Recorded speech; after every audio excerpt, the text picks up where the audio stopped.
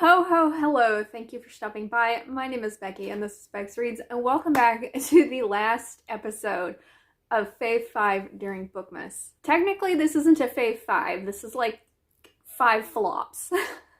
Because today I am sharing with you the 5 worst books that I read this year. And I have to wear the Santa hat for this video because this is my least favorite Santa hat.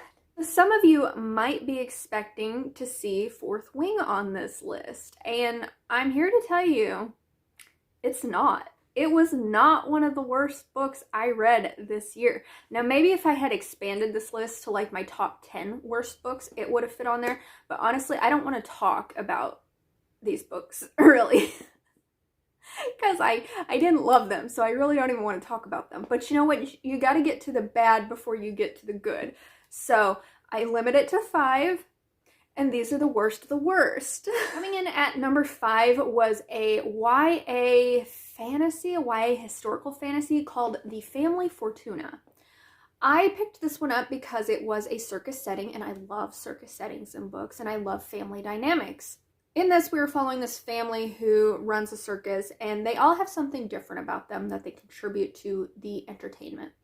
And our main character is this girl whose name I don't give a shit about. But she is like this bird girl. She's got a beak, she's got feathers, she's got sharp teeth and whatnot. And her father and her have sort of created this act around her being this very vicious creature. But one day her father commissions this artist to come and paint new portraits of the performers for new posters. And this young man paints her in a very beautiful way. And so it's a way that she has never seen herself and she's never thought other people see her. So she starts re-examining what she wants out of life. And she wants to become a performer that enthralls people and they see as very beautiful and alluring. She no longer wants to do this terrifying act. So she's trying to convince her father of this, and he's just not buying into it because she is a very lucrative asset in his circus. And he wants her to stay that way. While this sounds like a not too bad plot, this book was so dumb. You would think there would be some sort of character growth for this character where she would realize that her father is pretty much mentally, emotionally abusing her and using her for entertainment, and she just never does. She just continues to try and get his approval for it.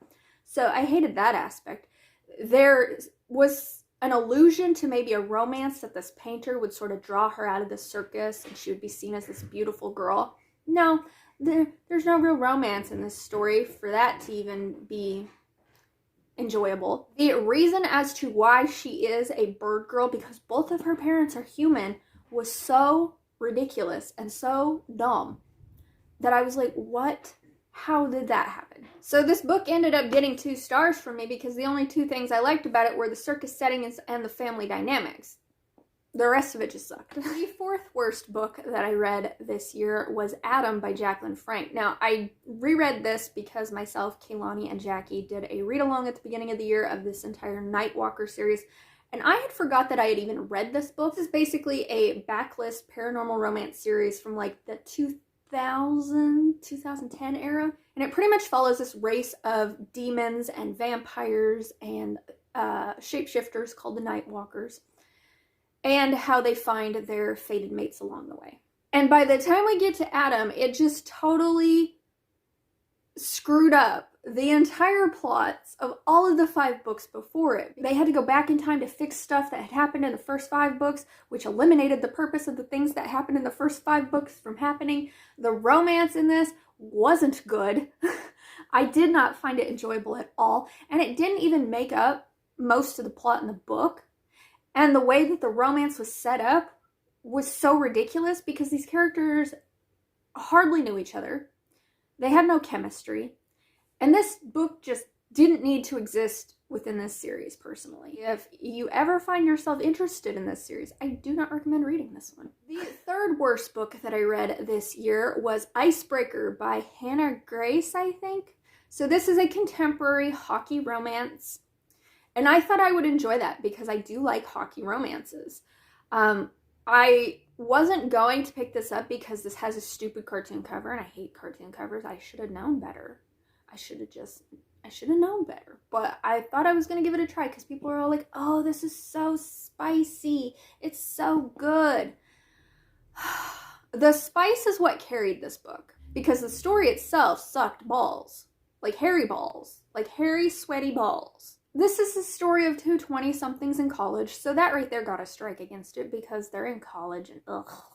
She is a figure skater who, I'm sorry, but she's supposed to be this champion figure skater. We see her figure skate maybe 3 times within this book, and it's not very extensive. It's like he picks her up from practice. That's the extent of what we see her ice skating. I'm like, how the hell are you supposed to be a champion ice skater? You're never practicing. I never see you practice. This is also supposed to be a hockey romance, and let me tell you, for it being a hockey romance, the hockey in this is so minor, it's ridiculous. I wouldn't even call this a hockey romance because we don't even really get enough of the game to quantify it as a hockey romance. We see like chapters of him mid-game and it'll be like, he scored the winning goal. How is that a fucking hockey romance? No, when I read a hockey romance, I want to see the hockey game. I want to know what the characters are doing. That it is a plot point in the book. This was not. This was a college romance about 2 people who did sports as an extracurricular activity. And that annoyed me so much. These characters did not have chemistry. They constantly bickered about the stupidest shit. And then to get over this bickering, they would just fuck each other. That was it. They would go and they would party and they would drink. And I'd be like, you two are supposed to be like pro athletes. I don't care that you're in college. If you're supposed to be these pro athletes and be so in tune with your sport, you're not going to be out fucking drinking and getting yourself hammered the night before you're supposed to do a competition. The only redeeming thing about this book is that the spice was good. They had inventive spice. They did it in fun places. They did different positions. But other than that, this book was trash and I did not like it. The second worst book I read, a book that I had intended to read a full series with my Black Cat book coven, and that was The Witch's Lament by Kathy Walker. I don't have as much hate for this book as I had the previous one, okay? But this is a witchy mystery romance. I don't know what this book wanted to be. And that was one of the problems. In this, we're following this woman who, she's a descendant of one of the women accused of witchcraft during the Salem witch trials. And she moves to Salem to renovate this new house or whatever. And the first day she gets there, she finds like this dead body and this artifact or whatever. And the dead body might be the dead body of the local sheriff whose mother went missing. So they're trying to figure out what's going on and who this dead body is. And she's trying to figure out what her connection is to Salem's history. And that all sounds interesting, right? For me who loves witches, for me who loves Salem history, this sounds like something I should have enjoyed. But as I mentioned, this book didn't know what the hell it wanted to be. It started out really interesting because right in the beginning, we get like the sacrificial scene. And I'm like, okay, this is going to be a great thriller. And then it like veers off into this murder mystery. And then all of a sudden, bam, there's a romance. Out of fucking nowhere. I was like, okay, we're in a romance now. I didn't like this character because this character was stupid. She ends up at these people's party and she gets like drugged or whatever, right? And so she starts to question, oh, did they drug me? And let me tell you, if I questioned whether or not somebody drugged me, I would not be giving their asses second chances and going out on a date with one of them. What? No.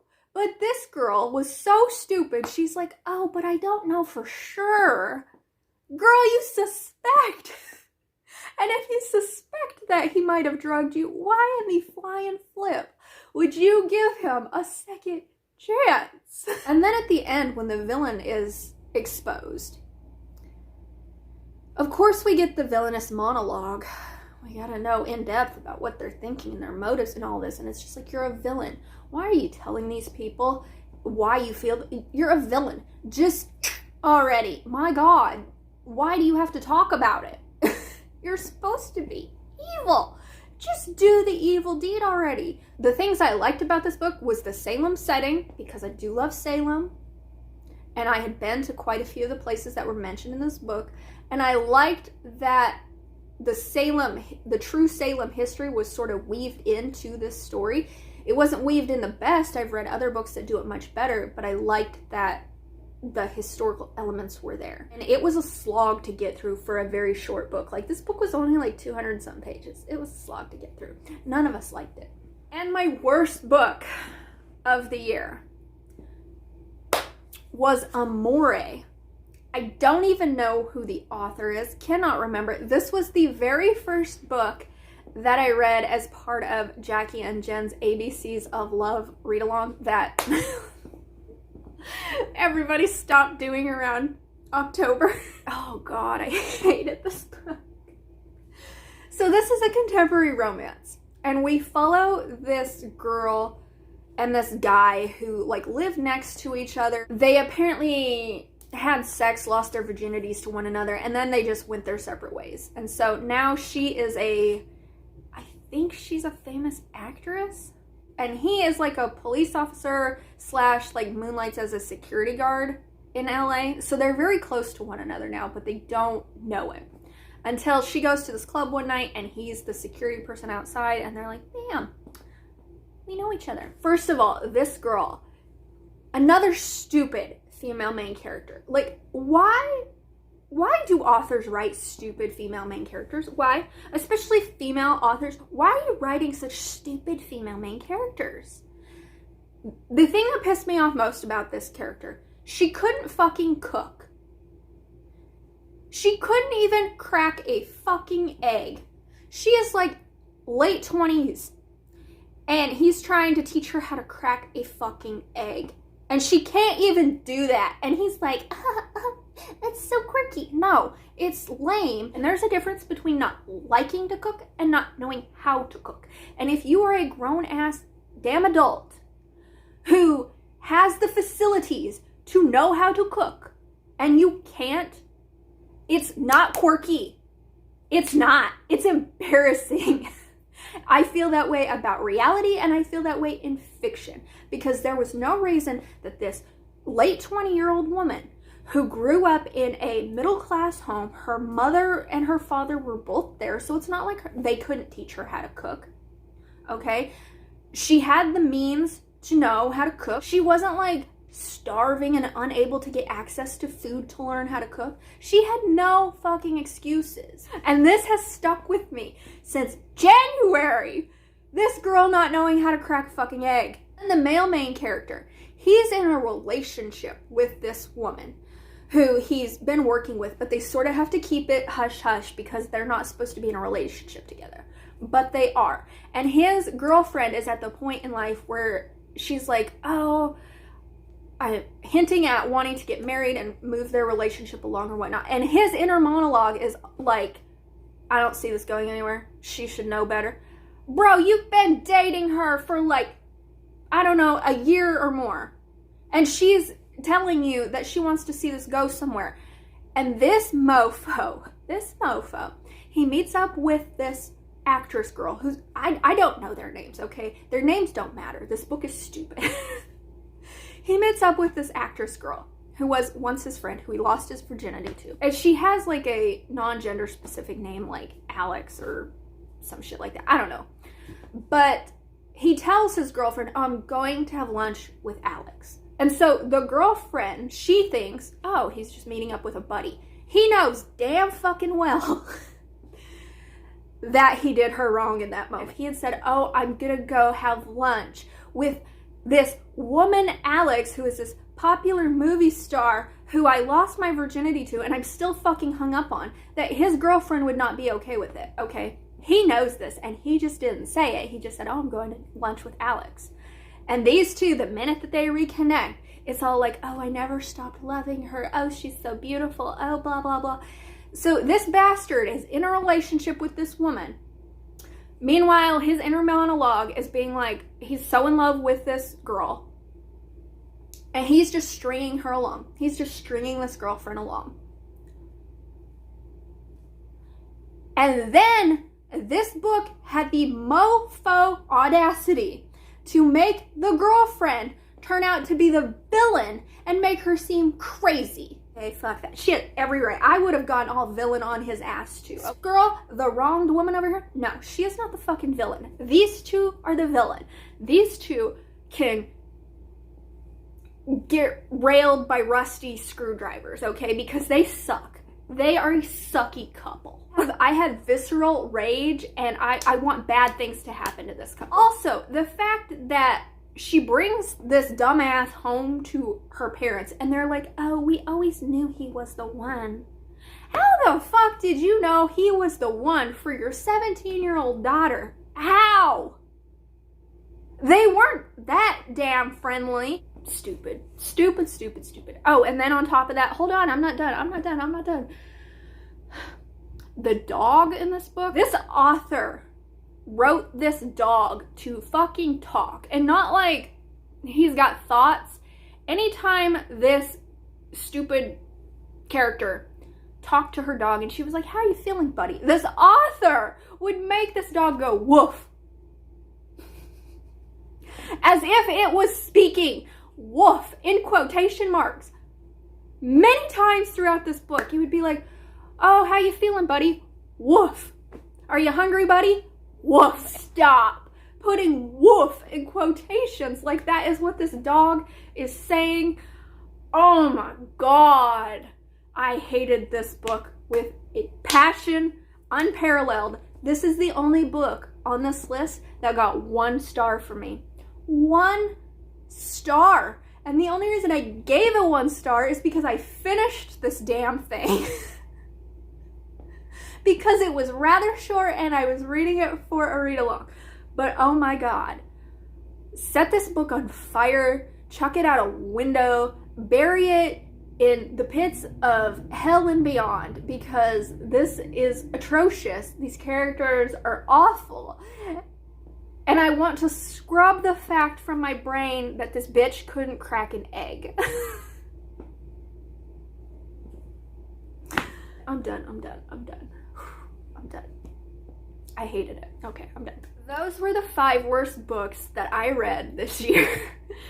And I am so glad that I could get that rant off my chest and hopefully move on with my life and not dwell on these stories anymore. Oh my God, could you imagine if I made this list 10 books? Jesus, Pete. Oh, I couldn't.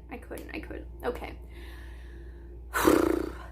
Let me know down in the comments what has been the worst book that you've read this year. But if you don't want to comment that and would like to let me know that you made it to the end of this trash fire video, could you leave me a fire emoji? And with that being said, I will see you tomorrow. Bye.